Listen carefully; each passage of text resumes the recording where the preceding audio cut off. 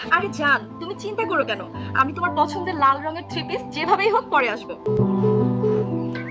এই শুনেন, আমার কালকের মধ্যে একটি সুন্দর থ্রি পিস লাগবে। কিভাবে কিনে দিবেন সেটা আপনার ব্যাপার। হায় হায়, এখন আমি এত টাকা পামু কই? দেখি একটা ব্যবস্থা করতে পারি কিনা। হালকা কই যাস?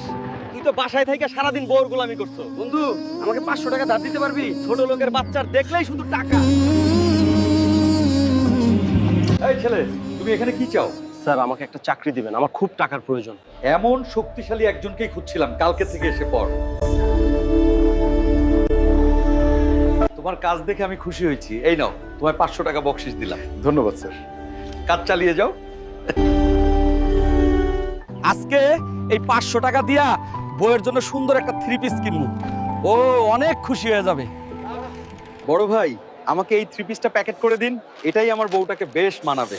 বউটা আজ অনেক খুশি হবে। এই নাও বউ,